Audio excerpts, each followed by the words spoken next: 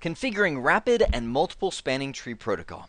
So first things first, in this nugget we are going to be jumping out of GNS3 and into some real Cisco gear, some Cisco 3550 switches, which are great lab switches, by the way, simply because GNS3 in its current form only supports switching through EtherSwitch modules. And Cisco, by design, does not allow their EtherSwitch modules to support rapid or multiple spanning tree protocol because EtherSwitch modules are designed for small environments where people want an all-in-one kind of router switch device. So we've got some real gear here to do this. So let's start off with rapid spanning tree. And I'm going to start off with one of the most valuable spanning tree verification commands there is. It's show spanning tree. So know this command, no matter where you go, you can get a lay of the land just by typing in show spanning tree. So I'm sitting on CBT switch 1. So looking at this network diagram, I've got the typical diamond or pyramid triangle, what shape is that, of switches connected together, which is causing a loop in the network, and spanning tree is going to jump in and stop it. Now I type in show spanning tree on CBT switch 1, and by default, just about every Cisco switch when you pull it out of the box will be running normal 802.1d spanning tree protocol from the old days. I know that because I can look right here and it says spanning tree is enabled protocol IEEE. That, when you see that, immediately think, okay, old school, slow spanning tree, right? The other thing I can see just by seeing this list, actually, there's a lot. One is I can see this is running per VLAN spanning tree, because if I hit the space bar, I look at VLAN 2, I look at VLAN 3, and each one of these VLANs has its own spanning tree instance. So this is, we'll call it Cisco proprietary, but it's really become kind of a de facto standard, that it's going to run one instance of spanning tree on a per VLAN basis. As a matter of fact, when I do a show VLAN, I see that I have 6 different VLANs that are active on here. So I know that there's going to be 6 instances of spanning tree running on this switch. Let's go back to the show spanning tree. Second thing I can tell from this command is that I'm actually standing on, not literally, the root switch, because I'm looking and it always breaks this command into 2 portions. One, it says, okay, the root of the spanning tree network, meaning the biggest, baddest switch, the one who has the best bridge ID and has won the election of BPDUs, is this one, because I see it says this bridge is the root. I can see that its priority is 32,769. I see its MAC address is 00. I mean, you can see it right there. It's saying hello once every 2 seconds. And then right below, it says, okay, and the bridge ID of this switch is exactly the same thing. You see 32,769, MAC address exactly the same as it was up here, because we're in a unique circumstance where we are sitting on the root bridge as of right now. Matter of fact, let me move my console cable over to CBT switch 2. Hit the enter key a couple times. Log in. And do a show spanning tree from this perspective, and look how the output changes. So sitting on this switch, I see, okay, show spanning tree. First off, notice the root ID doesn't say I am the root or this bridge is the root. It says a cost, meaning if I look at these 2 values, I see the root ID, which is saying the root of spanning tree is this guy, and I look at the bridge ID and I go, oh, whoa, whoa, whoa, whoa, it's different. Essentially, this guy up here is not me. They're different switches, and it costs me 19, essentially, from switch 2's perspective here, to reach the root bridge. That's why it's sometimes valuable to memorize some of those common spanning tree costs, like a 100 megabit per second link equals a cost of 19, because I can see this output and be like, oh, okay, then I must be directly connected to the root bridge, whereas a switch further away, maybe, a cost of 38, a cost of, essentially 19 plus 19, assuming we've got 100 megs links everywhere. I'm sure nowadays would be more gigabit, 10 gigabit, those kind of connections tying them together. So I also see down here, another valuable thing, from this switch's perspective, fast Ethernet 0/1 is the root port. So I could label on a network diagram RP. This is the port that it uses to reach the root bridge, whereas when I was on the root bridge, and you want to remember the port state, it was, oh, hang on, let me click in that window, it was designated right there, because its reward, essentially every single port on a root bridge, is always a designated port. You might remember that a designated port equals a port that is forwarding. Now, we also noticed when I was on switch 2, fast Ethernet 0/2 is the alternate or blocked port. So right there, it put that block on to make sure that we don't end up having a loop around the network in a broadcast storm, right? So that we can actually see a whole lot. That's just from doing the show spanning tree of what the spanning tree topology looks like. Now, when it comes time to convert to rapid spanning tree, it's one of the easiest configurations that you have. Go into global configuration mode, and this is on all your switches. So we'll go to global config and type in spanning tree mode R. Well, actually, let's just do a question mark. R rapid. I was trying to remember if it was R PVST or R rapid PVST. So again, Cisco doesn't run rapid spanning tree. It runs rapid per VLAN spanning tree. So if I go back now and do a show spanning tree, it's going to show rapid spanning tree protocol enabled. Instead of IEEE, it'll actually say rapid spanning tree, and I can see that each one of these VLANs have now converted over. Now, notice it took a second. If I hit the up arrow, I'll be able to see it on VLAN 1 as well. Notice that it actually recognized. It says, okay, this is a designated port. I'm in the learning state. Remember the spanning tree states, listening, learning, forwarding, or essentially blocking, listening, learning, forwarding, that it goes through. So it's learning right now the different MAC addresses, but it's already realized that the peer switch is running standard spanning tree. So essentially this guy is running rapid, but he backed down because he recognized that the peer switch isn't running rapid, so he's using the old timers. We're not really gaining any benefit as of right now. So I'm going to go to CBT switch 2, do the same command, spanning tree mode rapid per VLAN spanning tree. That's all there is, and boom, you improve your convergence time from 30 to 50 seconds down to about 2 seconds if there's a spanning tree failure in the network. So it's like, hello, if we support rapid per VLAN spanning tree on all our switches, there is no reason we should have any of them running the old school spanning tree, the IEEE 802.1d. So that's it. That's all there is to configuring rapid spanning tree. As long as all your switches support it, you'll get that fast convergence throughout the network. So now let's jump to multiple spanning tree. Now this one needs a little bit more of a description. With rapid per VLAN spanning tree, we get that per VLAN concept to where every single time I do another VLAN, it's going to spin up another instance of spanning tree so that we could have more root bridges. So you can see when I do this show spanning tree, it's going to do VLAN 2, VLAN 3, VLAN 4, etc. Throughout the list. And I'll say the benefit of that is I can say, okay, well, the root bridge for VLANs 1 and 2 may be this guy, or the root bridge for VLANs 3 and 4 maybe that guy. See what I mean? So by doing that, we have 5 and 6 being this guy, I end up with different blocked VLANs. So for 1 and 2, I said block VLANs, I meant block links. This one is not used. For 3 and 4, this link is not used, right? Because it's going to say, okay, this is the best link, this is the best link for 3 and 4, and then this one gets blocked. And then for VLANs 5 and 6, this link gets blocked. So the beauty is we have essentially a load balancing kind of way for each set of VLANs, if you will. But the problem with that per VLAN spanning tree is each one of these VLANs is running its own independent instance of spanning tree. It's high overhead. So what multiple spanning tree does is, number one, convert you into a industry standard way of doing this. Rapid and normal per VLAN spanning tree protocol is a Cisco thing, as in other vendors don't have the ability to play that game. Now they can integrate it. It's kind of a quasi-industry standard way, because what Cisco did is actually steal some of the bits from the spanning tree bridge priority and use that for VLAN numbers. And I mean, we can get into the details, but I don't want to. Now they did that, but they did it in such a way to where I can run per VLAN spanning tree, and it's compatible with other switch vendors out there. But multiple spanning tree really gives you the true multi-vendor integration. So here's how they do it. With multiple spanning tree, I can say, you know what? I'm going to have VLANs 1 through 3 associated with this one as the root bridge. You create groups of VLANs, because, I mean, think about this. In your switch topologies, you're not going to have, okay, VLAN 1 goes that way. That's the root bridge. VLAN 2, well, you're that way. VLAN 4, you're going that way. You don't want that kind of granularity to where every single VLAN has a different root of spanning tree. You want just groups. You want to say, okay, you know what? 1 through 3, you guys will use this one.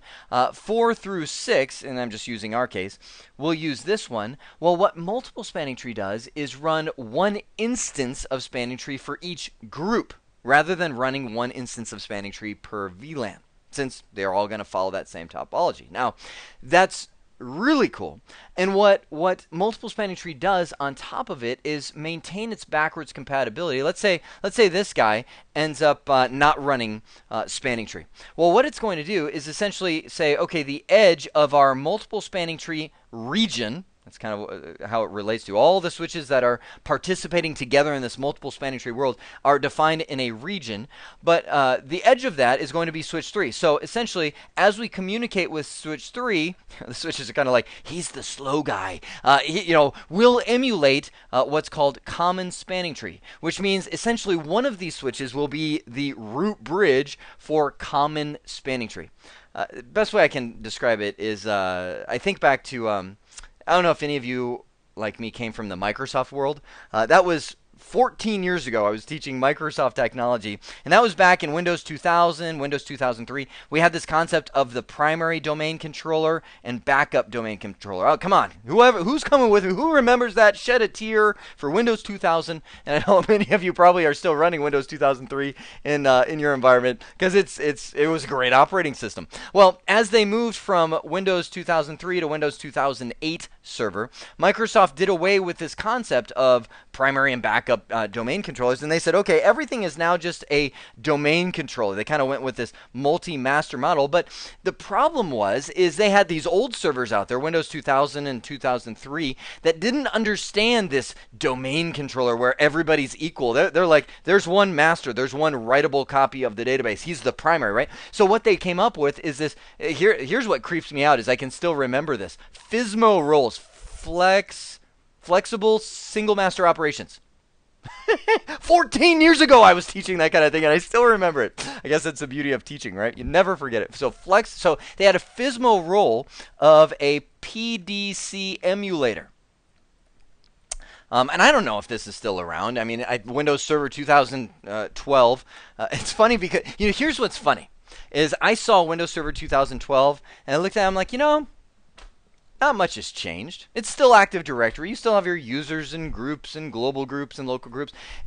So don't hear me bagging on Microsoft folk, but that was so the reason I left Microsoft is I kind of reached the end. I'm like, I don't think there's much. Now, it's okay. Don't hear me come across as like, okay, I'm the master of it. But I reached a point where I was like, I'm not learning anything new. I mean, unless I'm willing to go into the development world and start programming in Visual Studio, and who wants to sacrifice their soul to that kind of horrific life? Unless I do that, I'm not going to really learn anything. That's why I jumped out of Microsoft and got into Cisco so many years ago. So anyway, this is probably still around to where they have a PDC emulator. You designate one server, we'll say it's that guy, to pretend to be the primary domain controller for all the old servers on your network. So bringing this all the way back around, that's kind of a long tie-in, right? That's kind of what happens with multiple spanning tree is one switch. Matter of fact, it's going to be the switch that is the root bridge of what's known as instance 0. Explain what that means in just a second. Will be the root bridge for common spanning tree. So when you reach the edge of the multiple spanning tree domain, this guy will, let's just say this guy ends up being it. He'll pretend to be the root bridge for the old school common spanning tree, the old configuration. So let's talk more about multiple spanning tree regions. So these switches cannot have just bizarre, wacky configurations. They have to have, essentially have to be part of the same club, right? What defines their club is known as the MST region. What defines the MST region? Well, when you configure multiple spanning tree, there are 3 criteria. 1, the name of the region. Now, this is free form. You can name it whatever you want. Region. So I could say CBT region or something like that, right? The second thing is something known as a revision number. Now, what is that? It's just a number that you make up. Usually, everybody uses 1 as a revision number, but they have to be the same. So, for instance, if I go out here and say, okay, well, this switch is revision number 2, and this switch is revision number 1, it's going to go shunk, and it's actually going to cut that multiple spanning tree domain in half, and it's going to say, okay, well, we aren't compatible, so we'll run common spanning tree between each other, because we're not in we're not communicating the same way. We're not in the same club, if you will. So we want to have the same name, the same revision number, and the same VLAN instance mapping. Essentially, what VLANs are assigned to the same group. Remember I was saying, VLANs 1 through 3, this guy might be the root bridge. VLANs 4 through 6, this guy might be the root bridge. Well, if I goof that up and I say, okay, well, on this switch I configured it actually as VLANs 1 through 2, and this switch, instance 1 was VLANs 1 through 3, and all this kind of stuff. It'll make sense when I show you this configuration. But they have to be identical or else they don't work. Welcome to your biggest troubleshooting with MST. Case sensitive on the name. VLAN mappings have to be the same. Notepad is your friend. So let's get into the configuration. Let's start off on switch 1. Now we're currently running normal, rapid spanning tree, just like we were a second ago. So I'm going to go into this switch, go into global configuration mode, and first off, enter, there's a little more to it than just flipping the switch. Type in spanning tree MST configuration. And it'll actually take me into this little sub-configuration mode. And inside of here, I'm going to first off do my instance, or I shouldn't say instance, I'll say region name. So my multiple spanning tree region name will just be, let's call CBT nuggets. Right? So all the other switches that are going to be in the same region have to have that same name. I'll do revision number, and you can enter any number you want. I always put 1. That's just because I do. You could put 0, you could put 65,535. It's just a number. Just has to be the same between all of them. Some people even leave that off and just it defaults to 0. So, it's one less thing to worry about. I like typing it just so I can see it in the configuration. So revision 1, and then this is the big part. We're going to do our instance mappings. So I'm going to say instance, and you can see what is your instance ID. I'll say instance 1 will be VLAN 1 through 3. Seeing what I'm doing here? I'm going in, I'm defining the different groups of VLANs that will use a common spanning tree topology, right? One instance of spanning tree for those 3 VLANs. So instance number 2, you see where I'm going here, right? Instance 2 will be VLANs 4 through 6. So even though this switch 1 is not going to be the root bridge of those, it still needs to know about that instance because it will participate in this little communication with switch 2. So all the switches that are part of the same MST region will need to have those same configuration. Okay, so now, and by the way, this is where Notepad will be your friend. Let me bring up Notepad. Matter of fact, just so you don't have to watch me type it all in, let me just paste that same exact configuration into switch 2. All right, I'll come in here to switch 2, paste that in. Bam, we've got the same configuration. So the configuration is set, but we're not actually running multiple spanning tree until I do that same command. Spanning tree mode, and then we'll do MST, multiple spanning tree. Now, of course, I switched the console cable without doing that on switch 1. So let's jump over to switch 1, and we'll just do spanning tree mode MST. Good. So we've now flipped the switch on both of them. Let's come back here and do a show spanning tree. And there we go. We can see the protocol has flipped over to multiple spanning tree. Now, look at what's happening. Remember before, with rapid spanning tree, it said VLAN 00001, VLAN 0002. So we see, instead, multiple spanning tree 0. That's instance 0. Hit the space bar. Space bar again. Multiple spanning tree 1, right? Multiple spanning tree 2. And notice this bridge is the root of all of them. So right now our configuration is almost done. We're running multiple spanning tree. They're all the group. But the problem is this guy is the ultimate master of rootness. He's the root for both groups of VLANs because we left it at default. Now, hang on one second. I know some of you are probably wondering. Now you defined instance 1 and instance 2. What's instance 0?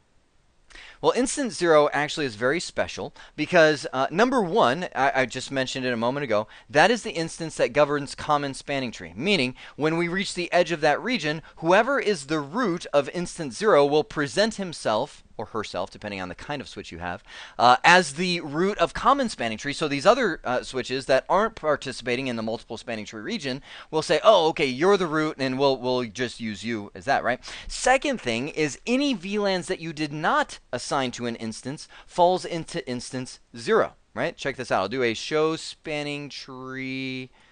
Is it just configuration? No, it's I bet you it's show spanning tree MST configuration. Yeah, there we go.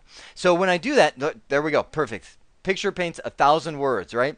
Instance 0, So everybody's like, why are you still talking then? So there it is, all the VLANs, up to 4,094 VLANs that we can have. Instance 1, instance 2 are all right there. We are humming along. So what's the missing piece?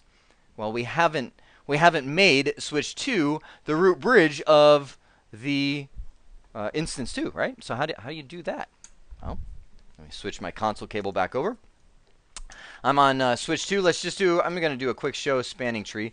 This switch, MST0, he sees the other guy, switch 1, essentially as the root bridge. Notice pretty much the same kind of behavior as before. It's got the root port on fast Ethernet 0/1. It found that that was the best way to reach the root bridge. The alternate port, or the block port, ended up being fast Ethernet 0/2, right?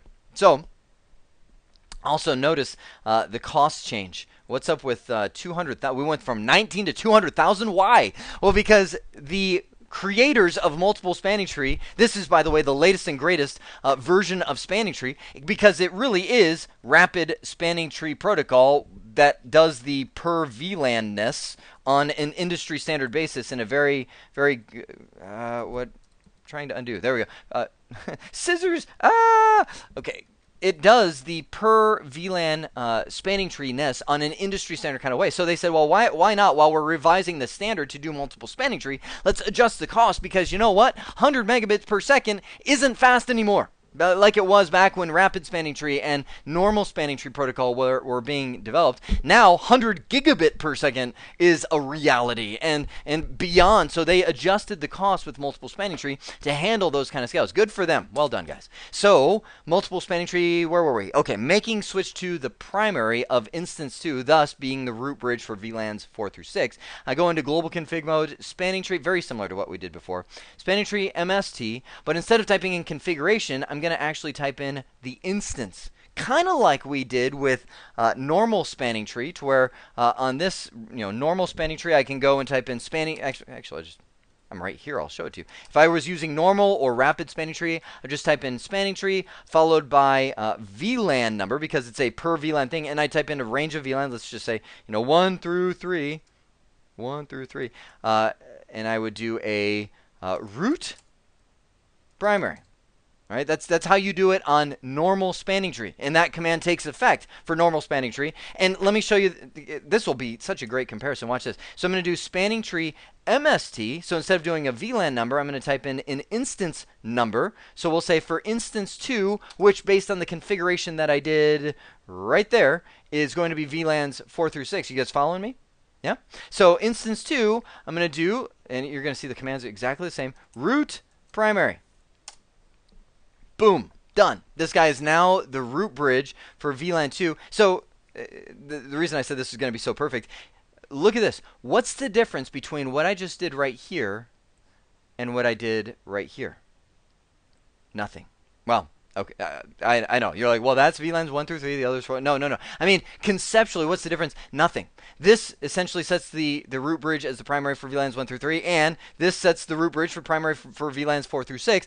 Big difference is with multiple spanning tree protocol, I'm only running one instance of spanning tree for that VLAN 4 through 6, whereas doing it this way runs 3 instances of spanning tree, of which this guy is going to be the root bridge of all of them. Right? So it's just more efficient, and it's an industry standard way of doing it. We can do multiple spanning tree outside of Cisco switches, so that's an advantage there. So hey, while we're here, why not? I can do spanning tree MST for instance 1. Let's make him the root secondary, right? So let's go back and see the result of that. Show, actually, probably the result of that is, hang on, I gotta go adjust switch 1, because by typing that in, it will probably become the primary, because I haven't set the primary as the primary, right? So I'm going to go, did you follow that? So I'm going to go to switch 1, do spanning tree for instance 1, root primary, and spanning tree for, did I say switch 1? I meant instance 1, is going to be for instance 2, root secondary, right? So let's just take the view from here. I'll do a show spanning tree. Ooh, remind me to tell you one more thing about spanning tree instance 0. So I can see this guy still is the root because I haven't adjusted. Just by default, he's got that 32,768. He feels good about himself. He is the root bridge. He just happens to have the lowest bridge ID. This guy, notice priority has dropped because I typed in that root primary to 24,000. This bridge is the root of MST1 as I would expect. And then I hit the spacebar and find out he is not the root bridge of MST2. Notice he has this priority, this CBT switch 1 has 28,647, and the root bridge has 24,578. Because who is that? If I grab my cable, but you already know this, right? I'm going to do a show spanning tree on this guy, scroll down to instance number 2, and see that this guy has reigned as king. He is now the root of VLANs 4 through 6. Nice. Awesome. So, I told you to remind me one more thing on MST0. One of the other beauties of the way that a multiple spanning tree works is instead of sending one BPDU per instance, because remember, BPDUs kind of identify the switch, like them. The people who created this figured out a way to use one set of BPDUs for all instances that are running. That's so awesome. Because otherwise, you see these BPDUs, they're sent once every 2 seconds to make sure the switches are online. And a lot of times in mission critical environments, you'll even tune that time down lower because you want a faster convergence, right? So BPDUs can become a pretty significant overhead if you have a whole bunch of VLANs in per VLAN spanning tree because you have to send one BPDU for each one. But with multiple spanning tree, instance 0 is essentially the one BPDU to rule them all, and it just includes inside of there. I'm trying to think. They call it a certain packet type. It's like an M tag or M something that essentially allows it inside of that BPDU to identify the different priorities for the different instances of multiple spanning tree that you're running. It's M records. I paused and looked it up. An M record is what they actually tag inside of those BPDUs to make sure that it can identify the different instance types within the BPDU rather than sending a unique BPDU for each instance. Good. Well, we have seen configuring rapid spanning tree protocol, one command, right? That's all there is to it. And multiple spanning tree, as well as a lot of the concepts surrounding multiple spanning tree. I hope this has been informative for you, and I'd like to thank you for viewing.